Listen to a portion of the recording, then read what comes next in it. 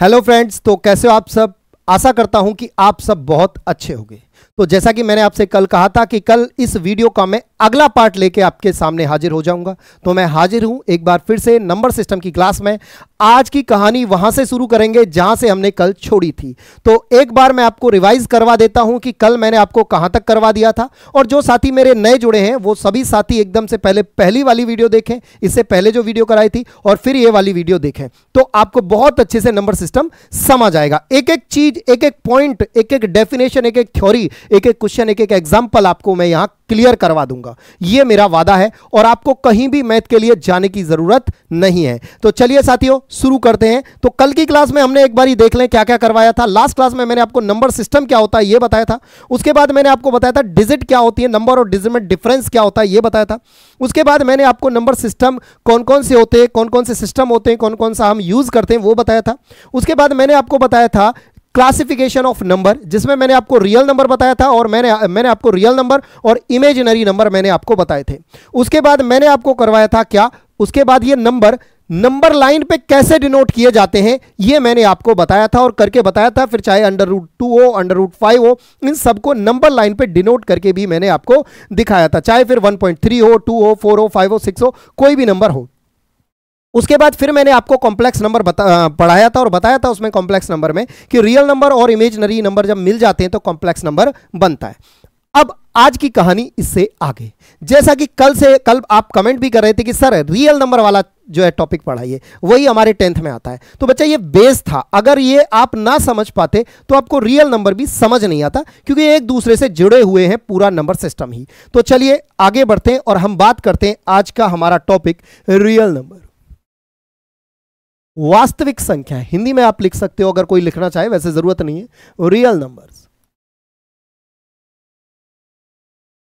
Real numbers.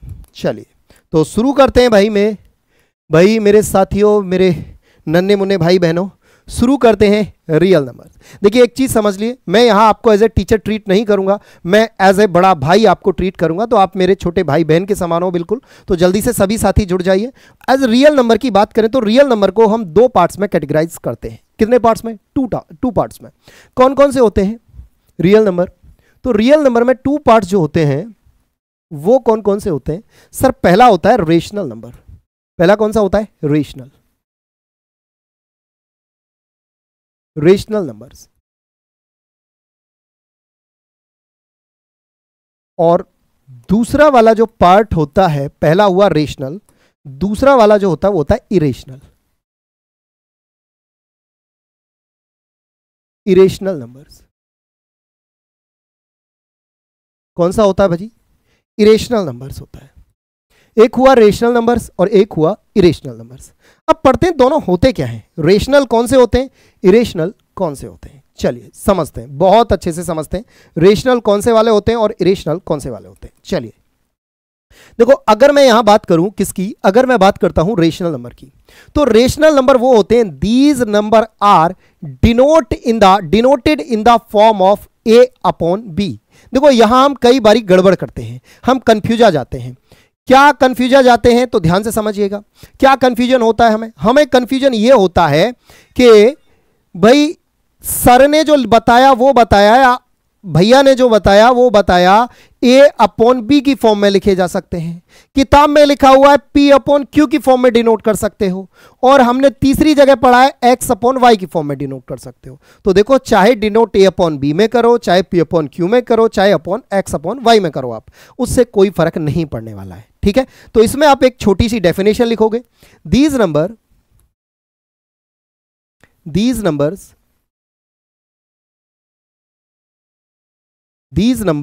Are denoted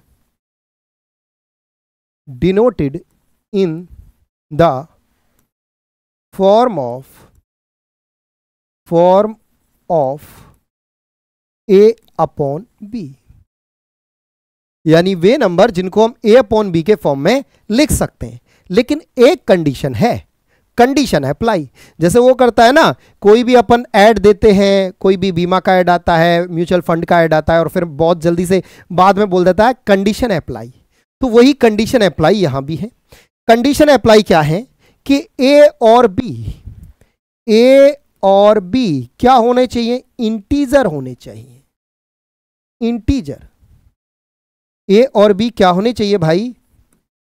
ए और B integers होने चाहिए, यानी पूर्णांक होने चाहिए, यानी आधा अधूरा नंबर नहीं होना चाहिए। ऐसा नहीं होना चाहिए 1.2 1.3।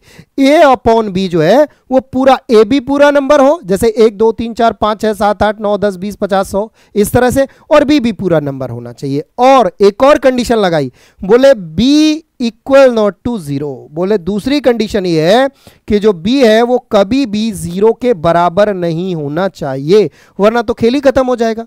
भाई अगर हमने a अपॉन 0 कर दिया तो पूरा नंबर ही 0 हो गया, फिर क्या रेशनल के नंबर और क्या इरेशनल नंबर, पूरा काम ही खत्म हो गया। तो b जो है वो कभी भी क्या नहीं होना चाहिए? वो b जो है वो कभी भी 0 नहीं होना चाहिए। ठीक है, ओके। तो बोले सर एग्जाम्पल बताओ। बिल्कुल बताएंगे। देखिए अगर यहां हम फॉर एग्जाम्पल की बात करें तो ध्यान से समझिएगा। एग्जाम्पल के तौर पे आप क्या लिख सकते हो? एग्जाम्पल के तौर पे आप लिख सकते हो जैसे 5। अब आप कहोगे सर 5 में a अपॉन बी कहां है? 5 में तो केवल a है। भैया 5 लिखे हो, 5 में तो केवल a है, तो a अपॉन बी कहां है? मैंने कहा 5 है, उसके नीचे हम 1 मान सकते हैं कि नहीं मान सकते? बोले हाँ मान तो सकते हो। तो 5 क्या है? इंटीजर है। 5 क्या है? इंटीजर है। भाई 5 क्या है? इंटीजर। 1 क्या है? इंटीजर। तो क्या हो गया भाई? ये भी इंटीजर, ये भी इंटीजर, a अपॉन बी हो गया, तो ये क्या हो गया? ये रेशनल नंबर हो गया। आई बात समझ में? 5 हो गया, 7 हो गया, 9 हो गया, ये जितने भी नंबर आप जो जैसे माइनस के नंबर होंगे सर, बिल्कुल होंगे। जैसे -23 क्या है? इंटीजर है। भाई -23 अपॉन 1 मान लो, तो ये भी इंटीजर, ये 1 भी इंटीजर। आप कहोगे सर 7 अपॉन 2 इंटीजर होगा? मैंने कहा बिल्कुल होगा। भाई ये भी देखो, ये भी क्या है? 7 भी इंटीजर है, 2 भी इंटीजर है, तो ये भी क्या हो जाएगा? रेशनल नंबर हो जाएगा ये भी। उसके बाद जैसे आप कहोगे सर फिर 1.3 ये भी इंटीजर होगा क्या? ये तो नहीं होगा सर। मैंने कहा होगा। बोले कैसे, बताओ जरा। मैंने कहा 1.3 है, मैंने कहा यहां से पॉइंट हटाना हो तो मुझे क्या करना होगा? बोले सर पॉइंट हटाना है तो 10 से डिवाइड कर दो। मैंने कहा 13 अपॉन 10 क्या हो गया? देखो 13 भी क्या है? इंटीजर, 10 भी क्या है? इंटीजर, तो ये भी क्या हो गया? रेशनल नंबर हो गया। यानी 1.3 भी क्या है? रेशनल नंबर है। ऐसे ही अगर मैं बात करूं सर, फिर एक बात बताओ कि ये रेशनल नंबर है, √16 कैसा नंबर होगा? √16 कैसा होगा? ये भी रेशनल होगा? मैंने कहा बिल्कुल होगा। देखो √16 है, उसे आप क्या लिख सकते हो? उसे आप लिख सकते हो 4। तो ये भी कैसा नंबर है? रेशनल है। बोले सर अच्छा ये ठीक है सर 2.5 कैसा नंबर हो जाएगा? मैंने कहा ये भी रेशनल हो जाएगा। बोले कैसे होगा जरा बताओ। मैंने कहा 2.5 है, क्या करना है? 25 अपॉन 10 से मल्टीप्लाई कर, डिवाइड कर दो, तो 5 5 जा और 5 2 जा, 5 अपॉन 2 हो जाएगा। ये क्या है? रेशनल नंबर है। बात समझ में आई? यानी कोई भी ऐसे नंबर जो a अपॉन बी की फॉर्म में हो, जहां b इक्वल नॉट टू 0 हो, और सीधा सीधा, और कैसे होने चाहिए? a और b इंटीजर होने चाहिए, वो सब क्या है? वो रेशनल नंबर है। तो बोले सर इस तरह से तो आप रूट के नंबरों को भी रेशनल बोल रहे हो, आप हमने पॉइंट वाले नंबर दिए वो भी आपने रेशनल बता दिए, हमने जो है आपको फ्रैक्शन वाले नंबर दिए वो भी आपने रेशनल बता दिए। इस हिसाब से तो इरेशनल कुछ होगा ही नहीं, सारे नंबर रेशनल ही होंगे।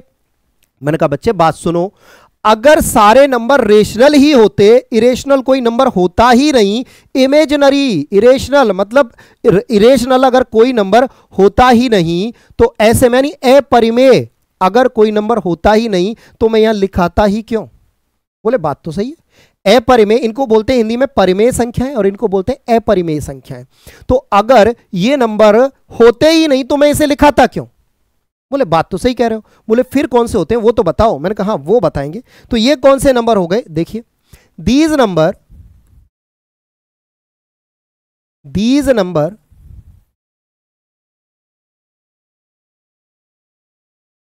Are not denoted, these number are not denoted in the form of a upon b। यानी ऐसे नंबर जिनको हम a अपॉन b की फॉर्म में नहीं लिख सकते। बोले अच्छा ऐसे भी नंबर है जिन्हें a अपॉन b की फॉर्म में नहीं लिख सकते? मैंने कहा बिल्कुल है। बोले कैसे जरा बताओ। मैंने कहा एग्जाम्पल के तौर पे आप क्या लिख सकते हो? एग्जाम्पल के तौर पे आप लिख सकते हो एग्जाम्पल के तौर पे आप लिख सकते हो क्या, एग्जाम्पल के तौर पे आप लिख सकते हो √2। बोले रहने दो सर जी, जब आप इधर √16 को रेशनल नंबर बोल रहे हो तो √2 रेशनल काहे नहीं होगा, इसे काहे नहीं लिख सकते a/b। अरे √2 है, उसके नीचे 1 लगा दो, हो गया a/b की फॉर्म में, ये भी। मैंने कहा बहुत बढ़िया। मैंने कहा कंडीशन तो समझो। बोले क्या? अरे लोन की कंडीशन तो समझ लो। बोले क्या है? मैंने कहा कंडीशन ये है a और b इंटीजर होने चाहिए, तो क्या √2 इंटीजर है? बोले अरे ये गड़बड़ है। मैंने कहा हाँ। तो बोले कर लो इंटीजर। बोले कैसे कर ले? क्या आपने पॉइंट वाले इंटीजर यहां भी तो बोले? मैंने कहा हाँ। तो √2 का मान लिख लो। मैंने कहा कितना होता है? बोले 1.41 होता है अपने √2 का मान। भाई √2 का मान जो होता है 1.41 होता है। अब इसके क्या कर लो आप, इसका जो 2 0 लगा लो, 100 से जो है आप डिवाइड कर लोगे, जब आप इसे आगे लिखोगे तो 1.41 की जगह आप इसे जो है 100 से कितने पॉइंट अंक बाद पॉइंट है 1 2 2 0 से भाग कर लो, हो गया p/q की फॉर्म में। मैंने कहा बहुत बढ़िया। मैंने कहा बेटा आप शायद ये भूल गए कि √2 की वैल्यू 1.414 नहीं होती। बोले क्या बात करो, हमने तो यही पढ़ी है। मैंने कहा √2 की अप्रॉक्स वैल्यू, √2 की अप्रॉक्स वैल्यू होती है 1.414 अप टू ... यानी इसे आप कभी खत्म नहीं कर सकते, और अगर आप इसे कभी खत्म नहीं कर सकते तो आप इसे a/b की फॉर्म में कभी नहीं लिख सकते। बोले अच्छा ये बात है? मैंने कहा जी हाँ ये बात है, यानी आप इसे कभी भी a/b की फॉर्म में ला ही नहीं सकते। तो ये नंबर कौन सा हो जाएगा? इरेशनल हो जाएगा। बात समझ गए? और बोले क्या? और बोले जैसे √3, बोले √3 की वैल्यू भी अप्रोक्सीमेटली 1.732 अप टू ... यही तो होती है। तो ये भी नंबर कैसा हो जाएगा? इरेशनल नंबर हो जाएगा। जैसे √24, √24 भाई इसे मैं क्या लिख सकता हूं? इसे मैं लिख सकता हूं √4 × 6 लिख सकता हूं। तो देखो 4 का तो 2 बाहर आ जाएगा, लेकिन √6 तो ज्यों का त्यों रहेगा। तो ये भी नंबर कैसा हो जाएगा? इरेशनल नंबर हो जाएगा। आ गई बात समझ में? और बोले अच्छा सर, बोले फिर एक बात बताइए सर। मैंने कहा बोलिए। बोले सर फिर पाई कैसा होगा? पाई का मान तो 22/7 है। मैंने कहा बिल्कुल है। तो बोले सर पाई कैसा होगा? मैंने कहा पाई को अगर बात करें, पाई की वैल्यू 22/7 है, तो भाई पाई की वैल्यू 22/22/7 नहीं है। पाई की वैल्यू 22/7 नहीं है। आई बात समझ में? पाई की वैल्यू 22/7 नहीं है।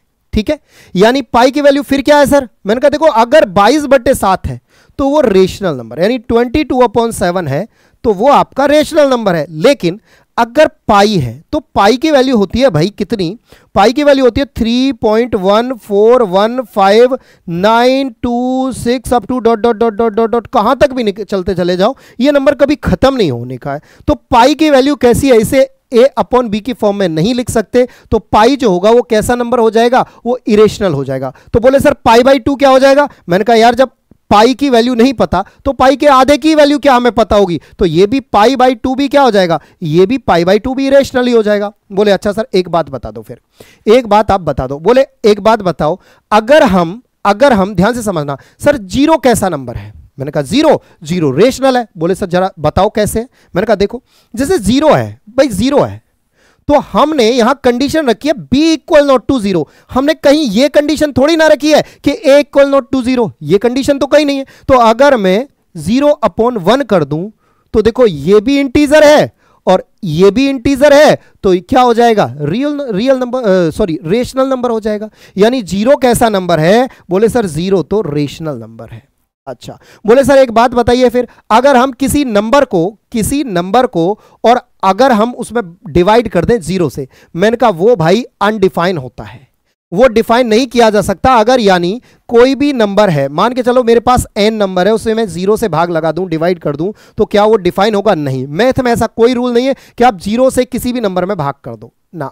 ठीक है, और ऐसे ही अगर आप 0 से 0 में भाग करो वो भी डिफाइन नहीं है। तो ये वाले जो है कॉन्सेप्ट ये एकदम आपके रॉन्ग होंगे। क्लियर है बात? तो उम्मीद करता हूं ये आपकी समझ में रेशनल और इरेशनल नंबर बहुत अच्छे से आ गया होगा।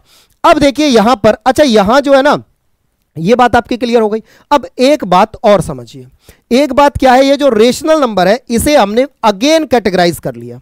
ये जो रेशनल नंबर है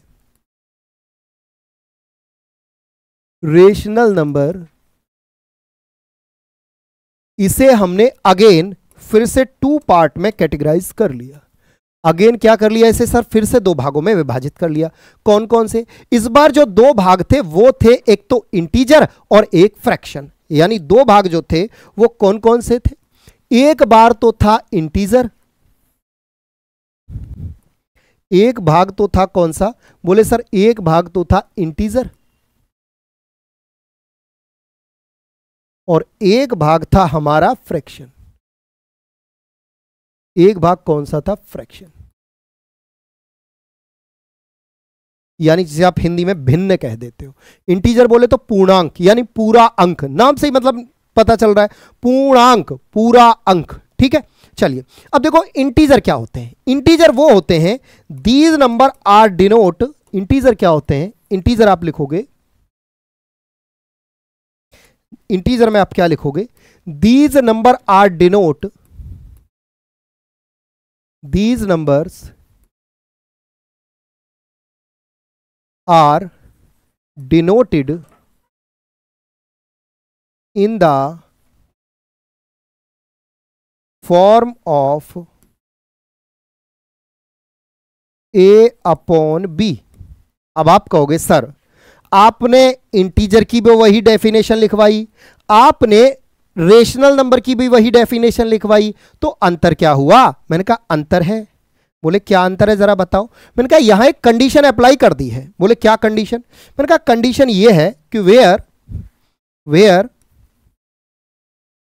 b इज इक्वल टू 1, यानी ऑलवेज b क्या रहेगा? 1। और यहां क्या कंडीशन थी? a और b दोनों इंटीजर रहेंगे और b 0 के बराबर नहीं होगा, बस b इक्वल नॉट टू 0। और यहां ऑलवेज क्या रहेगा? b इज इक्वल टू 1 रहेगा, यानी बाकी कुछ नहीं रहेगा। बोले अच्छा फॉर एग्जाम्पल।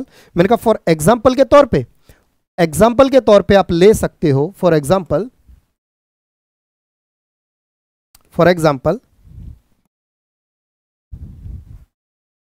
5 7। बोले सर ये 5 7, ये 5 और 7 तो सर इनके अपॉन में b कहां है? मैंने कहा b इज इक्वल टू 1 है, तो अगर मैं 5/1 मान लूं तो कोई दिक्कत? 7/1 मानूं तो कोई दिक्कत? बोले नहीं, बस। तो मैंने कहा ये क्या हो गया? ये सीधा का सीधा 5 7 2 9 3, ये सब क्या है? ये सारे के सारे इंटीजर हैं। इवन अगर मैं बात करूं, अगर मैं यहां बात करूं, तो आप अगर इसे स्टार्ट करो इधर 0 मान लो, ये 1 2 3 4 up to dot dot dot infinity, और इधर आप करो तो -1 -2 -3 up to dot dot dot minus infinity. ये पूरा का पूरा ही सिस्टम क्या कहेगा? यही तो इंटीजर है। अब उसमें पॉजिटिव भी शामिल हो जाएंगे, नेगेटिव भी शामिल हो जाएंगे। अब आप कहोगे सर इसका मतलब तो ये हुआ कि अगर मैं यहां लिख दूं, अगर मैं यहां लिख दूं -27, तो ये भी जो है आपका इंटीजर है। मैंने कहा बिल्कुल ये भी इंटीजर है, यानी पूरा का पूरा क्या है? पूरा नंबर है और ये क्या है? इंटीजर हो जाएगा। मैंने कहा ओके। बोले ओके सर समझ आ गया, बहुत बढ़िया से। बोले सर फिर फ्रैक्शन क्या होती है? बोले सर फिर फ्रैक्शन क्या होती है? यानी इंक्लूडेड 0। 0 भी क्या है? 0 भी एक इंटीजर है। ठीक है, 0 भी क्या है? 0 भी एक इंटीजर है, यानी एक पूर्णांक है, पूरा अंक है। मतलब पूरे अंक से मतलब समझो, मैं एक एक कदम चल रहा हूं, यहां से 1 कदम 2 कदम 3 कदम 4 कदम 5 कदम 6 7 8 9, एक एक कदम चल रहा हूं मैं, है ना। अब देखो अगर मैं आपसे पूछूं, यहां पर ध्यान से समझो, अगर मैं आपसे पूछता हूं, चलो आगे ये सवाल मैं पूछूंगा अभी आपसे कि भाई यहां देखो, अब इधर क्या हो जाएगा? फ्रिक्शन क्या हो जाएगा? भाई इन्हें क्या कर सकते हैं हम? इनको हम डिनोट यहां भी ए और बी की फॉर्म में डिनोट कर सकते हैं। यहां भी क्या करेंगे?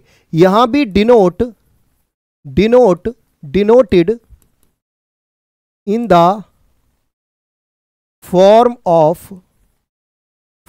Of a upon b, but condition apply. बोले क्या कंडीशन?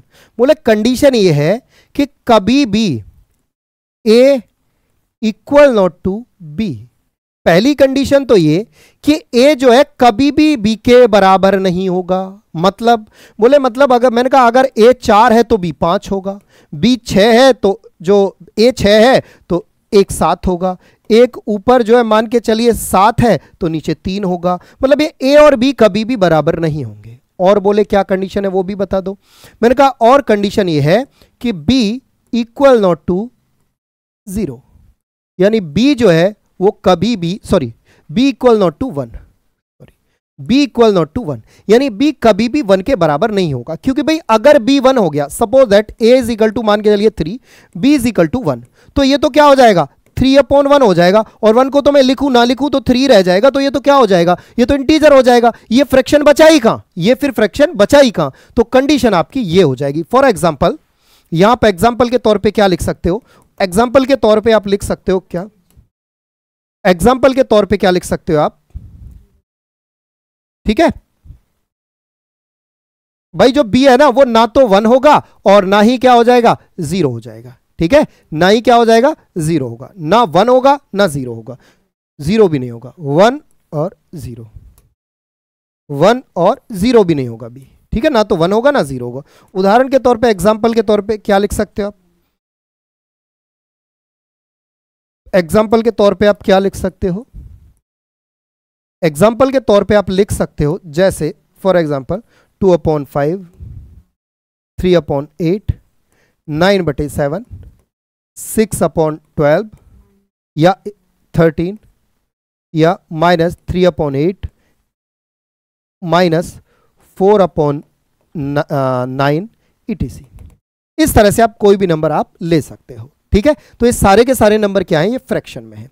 अब हम बात करते हैं किसकी, अब हम बात करते हैं अगेन इंटीजर की। अगेन हम इंटीजर को क्या कर सकते हैं, अगेन हम इंटीजर को फिर से डिवाइड कर सकते हैं। तो चलिए आइए फिर से अब देखते हैं इंटीजर। हम अगर फिर से बात करें इंटीजर को, इंटीजर्स को बात करें तो देखो, अगर हम फिर से इंटीजर्स का बात करें तो ध्यान से समझना है। देखो इंटीजर को अगेन 2 पार्ट्स में डिवाइड कर दिया गया। अब आप कहोगे सर कितना 2 पार्ट में डिवाइड करोगे, कितना 2 पार्ट्स में डिवाइड करोगे, जो भी आ रहा है हर बार 2 पार्ट्स में, बस 1-2 और है। अगेन अगर हम इसे 2 पार्ट्स में डिवाइड करें तो देखो क्या हो जाएगा, हमको क्या मिलने वाला है। बेटा ऐसा कॉन्सेप्ट क्लियर करा दूंगा कि आप भी ये कहोगे हाँ सर मजा आ गया, आज से पहले ये कॉन्सेप्ट कभी नहीं पढ़ा था, ठीक है। तो एक तो होता है नेगेटिव इंटीजर्स, एक तो क्या होता है negative integers, negative integers, negative integers, ठीक है। एक क्या होता है नेगेटिव इंटीजर्स, और भाई एक होता है पॉजिटिव नहीं, non negative, non negative integers, non negative integers, ठीक है। नॉन नेगेटिव यानी एक हुआ आपका ऋणात्मक और एक क्या हुआ आपका अऋणात्मक। हिंदी में कहूं तो एक ऋणात्मक पूर्णांक और एक अऋणात्मक पूर्णांक। कौन से होते हैं, तो देखो अगर मैं नेगेटिव इंटीजर्स की बात करूं तो जैसा कि नाम से आपको पता चल रहा है, यहां सीधा सीधा मैं लिख सकता हूं क्या भाई, कौन से हैं नेगेटिव हैं, तो जाहिर सी बात है नेगेटिव में होंगे। -1 मान के चलिए, जैसे ये हो गया, एक सेकंड भाई, तो जैसे अगर मैं बात करूं नेगेटिव की, तो नेगेटिव कौन कौन से हो गए, देखिए जैसे for example -1, -2, -3, -4 up to -infinity तक, ठीक है। अब अगर मैं आपसे पूछूं कि सबसे बड़ा नेगेटिव इंटीजर कौन सा है, सबसे बड़ा नेगेटिव इंटीजर कौन सा है, तो आप कहोगे सर इन्फिनिटी सबसे बड़ा हो जाएगा। नहीं, सबसे बड़ा इंफिनिटी, देखो अगर मैं आपसे कहता हूं कि 3 और 4 में कौन सा नंबर बड़ा है, तो आप फटाक से कह दोगे सर 4 बड़ा है। लेकिन अगर मैं वहीं कह दूं -4 और -3 में कौन सा बड़ा है, तो आप कहोगे सर -4 -3 में जो बड़ा है ना वो -3 बड़ा है। यानी अगर मैं बात करूं सबसे बड़ा नेगेटिव इंटीजर जो है वो 1 है, सबसे बड़ा नेगेटिव इंटीजर 1 यानी हाईएस्ट नेगेटिव इंटीजर। तो ये आपसे पूछा जा सकता है कि ग्रेटर, जो ग्रेटर है नेगेटिव इंटीजर वो कौन सा है, ग्रेटर नेगेटिव इंटीजर, तो ये हो जाएगा आपका 1, ठीक है, -1 सॉरी, -1 क्या है, सबसे बड़ा है नेगेटिव इंटीजर। अब उसके बाद मैं बात करता हूं नॉन नेगेटिव इंटीजर में। नॉन नेगेटिव इंटीजर में जो बच गए वो सब आ गए। बोले कौन कौन से बच गए, मैंने कहा वो बच गए आपके कौन कौन से, वो बचे आपका, तो बोले सर उनमें बचा आपका 0, 1 2 3 4 5 6 अप टू इन्फिनिटी। मैंने कहा बहुत बढ़िया। बोले ये क्या आ गए आपके? बोले नॉन नेगेटिव आ गए। मैंने कहा अच्छा, तो यहां जो ये नॉन नेगेटिव आए इनको थोड़ी सी इज्जत दे दी हमने। इन नॉन नेगेटिव को थोड़ा सा इज्जत दे दिया और इनको एक नया नाम दे दिया। इनको बोल दिया called whole number. Whole numbers यानी नॉन नेगेटिव का मतलब ही क्या होता है? Whole numbers. यानी इनको हमने क्या बोल दिया? होल नंबर्स यानी पूर्ण संख्याएं। हिंदी में क्या बोल दिया इनको?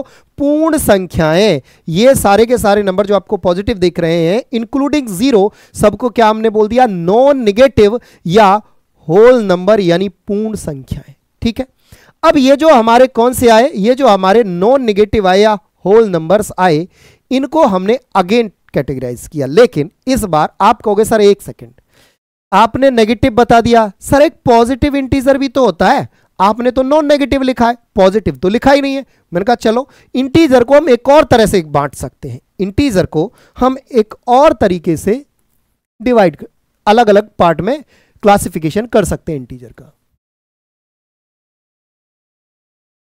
इंटीजर्स को हम अलग अलग पार्ट में और भी डिवाइड कर सकते हैं। बोले कैसे कर सकते हैं? मैंने कहा अगेन यहां से दो पार्ट में डिवाइड किया गया है। यहां देखिए दो पार्ट में अगेन डिवाइड किया गया। एक तरफ इसे बोला, एक तरफ क्या बोला? एक तरफ तो बोला क्या? नेगेटिव इंटीजर, जो पहले बोला नेगेटिव इंटीजर्स। बोले हां, ये तो आप करा चुके हो। मैंने कहा दूसरा वाला जो पार्ट है वो बोल दिया हमने positive integers. Positive integers, positive integers. दूसरे वाले पार्ट को क्या बोल दिया हमने? पॉजिटिव इंटीजर्स बोल दिया। बोले बहुत सही। बोले सर इसमें अंतर क्या है? मैंने कहा नेगेटिव तो आप जानते हो, अभी आप थोड़ी देर पहले ही जस्ट नेगेटिव पढ़े हो, तो नेगेटिव तो आप जानते हो। बोले हाँ सर जानते तो हैं कि नेगेटिव जो होता है वो तो ये वाला होता है कि -1 -2 -3 -4 up to dot dot dot dot minus infinity. बोले हाँ। और मैंने कहा पॉजिटिव वाला जो हो जाएगा वो हो जाएगा कौन सा वाला? पॉजिटिव वाला हो जाएगा कौन सा? 1 2 3 4 अप टू इन्फिनिटी। बोले इसमें और इसमें क्या अंतर है? मैंने कहा जीरो नहीं है। बोले हाँ सर जीरो तो यहां नहीं है। बिल्कुल सही बात है। अब मेरी बात ध्यान से समझना, जीरो यहां नहीं है तो बोले सर फिर जीरो क्या है? मैंने कहा जीरो जो है, यहां ध्यान से समझिएगा, ये हुआ पॉजिटिव इंटीजर, ये हुआ नेगेटिव इंटीजर, और यहां जो जीरो आया क्या आया? बोले सर जो यहां जीरो आया वो क्या है? जीरो आया। मैंने कहा जो जीरो है ना वो क्या है? न्यूट्रल है। जीरो क्या है? न्यूट्रल है। यानी जीरो की बात करूं तो जीरो क्या है? न्यूट्रल नंबर है। जीरो तो न्यूट्रल है, ना नेगेटिव है ना पॉजिटिव है। मतलब क्या हुआ? Zero integer is neither positive nor negative. Zero integer is neither positive nor negative.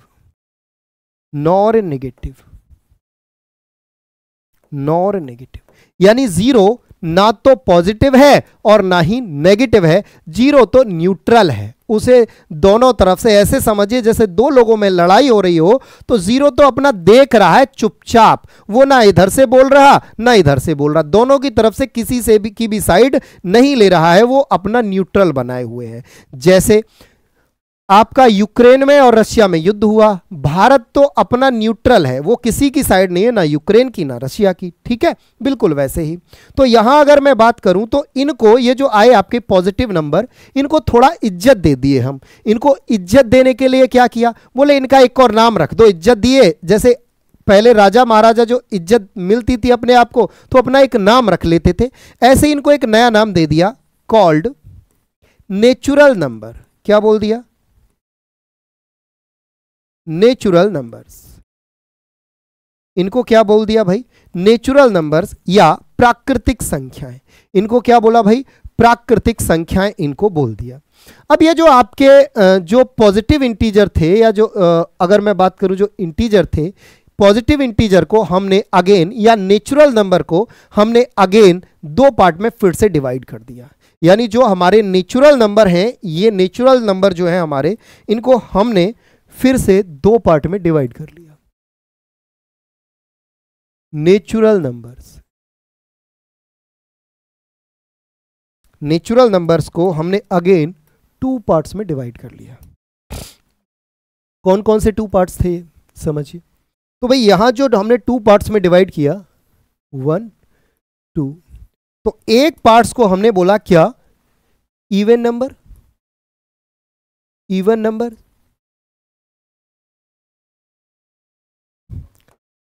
और भाई दूसरा वाला जो पार्ट है उसको हमने बोल दिया ऑड नंबर। तो एक हुआ इवन नंबर और एक हुआ ऑड नंबर। अगर मैं बात करूं इवन नंबर की, तो इवन नंबर कौन से होते हैं, तो भाई इवन नंबर की बात की जाए तो इवन नंबर होते हैं डिविजिबल बाई 2 या डिवाइडेड बाई 2, यानी ऐसे नंबर जो 2 से पूरी तरह से डिवाइड हो जाए, या डिविजिबल बाई 2। डिविजिबल बाई 2, ठीक है। फॉर एग्जाम्पल 2 4 6 8, यानी 2 का table 10 12 up to dot dot. और इधर वाले अगर मैं बात करूं तो इधर वाले क्या होंगे, नॉट डिविजिबल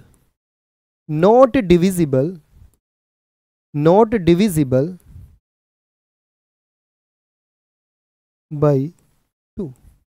यानी मैं बात करूं तो फॉर एग्जाम्पल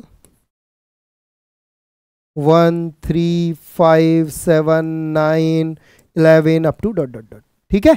तो ये होंगे आपके क्या, ये होंगे आपके ऑड नंबर्स।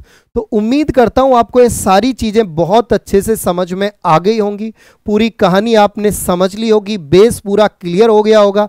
अब मैं कल से आपकी पहली एक्सरसाइज जो है शुरुआत कराने वाला हूं। सारे उसमें जितने भी आपके जो एग्जाम्पल दिए हैं वो कराने वाला हूं, जितने भी आपके क्वेश्चन दिए हैं, चाहे फिर वो एनसीईआरटी के मैथ में है या चाहे किसी और मैथ में है, कोई भी मैथ की किताब आपके, कोई भी मैथ की बुक आपके स्कूल में के सिलेबस में लगी हो, वो सारी की सारी जो बुक के क्वेश्चन मैं आपको करवाने वाला हूं। यानी कोई क्वेश्चन ऐसा नहीं होगा जो आपसे छूटेगा। तो ये कल शुरू करेंगे, लेकिन देखिए मैं आपको और अच्छा और ज्यादा कब पढ़ाऊंगा, जब आप क्या करोगे, जब आप मेरे साथ जुड़ोगे लाइव में। क्योंकि जब मैं आपके कमेंट पढ़ूंगा, आपके जो डाउट लूंगा, तब मजा पढ़ने का कुछ और ही आएगा। लेकिन आपसे वादा करता हूं कि कोई सवाल आपका ऐसा नहीं होगा जो आपसे सॉल्व नहीं होगा। यानी आपका जो 80 मार्क्स आता है ना, वो 80 आउट ऑफ 80 यानी 80 आउट ऑफ 80 ही आएगा, जो आपका क्वेश्चन पेपर थ्योरी वाला होता है। 20 नंबर आपका प्रैक्टिकल का होता है, ठीक है। तो बिलीव करिए और अपने सभी साथियों के साथ इस चैनल को सब्सक्राइब करवाइए, सभी साथियों से सभी के साथ शेयर करिए और वीडियो को लाइक कीजिए। तो साथियों, अगर आप चाहते हो इस क्लास का पीडीएफ एज इट इज लेना, तो मेरा टेलीग्राम चैनल है AR Academy।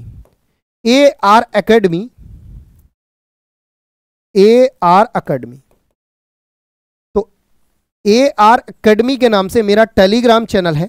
आप इस टेलीग्राम चैनल पे जाओगे तो जस्ट अभी क्लास के बाद ही इस क्लास का पीडीएफ आपको एज इट इज प्राप्त हो जाएगा। तो आप इस पीडीएफ से अपने नोट्स वगैरह बना सकते हो, नोट्स प्रॉपर बनाइएगा, ठीक है साथियों। तो चलिए मिलता हूं आपसे कल 7 बजे, फिर मुलाकात होगी। तब तक के लिए जय हिंद, जय भारत।